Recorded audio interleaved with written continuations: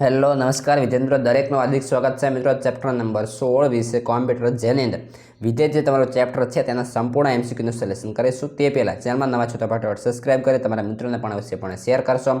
દરેકે દરેક જે બાકીના તમારા ચેપ્ટર છે તેનું સોલ્યુશન મૂક્યા ગયું છે, જેની સંપૂર્ણ લિંક્સ આ વિડીયો ડિસ્ક્રિપ્શનમાં રહેશે. ચેનલમાં નવા છો તો સબસ્ક્રાઇબ કરી લેશો. મિત્રો, પહેલા નંબરે વિકલ્પ છે કે સી ભાષામાં મેઇન જે વિધેય એ, તો કે એ આપણો સાચું બનશે.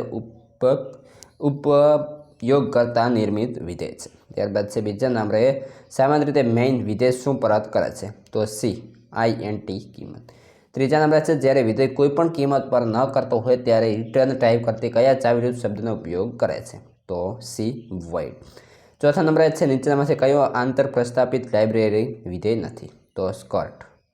ત્યારબાદ છે 5 નીચેના પ્રોગ્રામ અમલ પછી નંબર 2 નામના ચાલની કિંમત શું મળશે, તો કે આપણો સાચો જવાબ એ બનશે નંબર 2 = 4. આ હતા તમારા સંપૂર્ણ ધોરણ 10ના જે દરેક ચેપ્ટરના MCQ. તમારા બાકીના કોઈ પણ ચેપ્ટરના MCQ લખવાના બાકી છે, ફટાફટ ડિસ્ક્રિપ્શનમાં જાઓ, દરેક ચેપ્ટરના MCQ મેળવી લો. તે ઉપરાંત અન્ય વિષયના સબ્જેક્ટ સોલ્યુશન પણ આપેલા છે, તે પણ ત્યાંથી જોઈ લેશો, અથવા તો ચેનલના પ્લેલિસ્ટમાંથી જઈને પણ મિત્રો મેળવી શકો છો.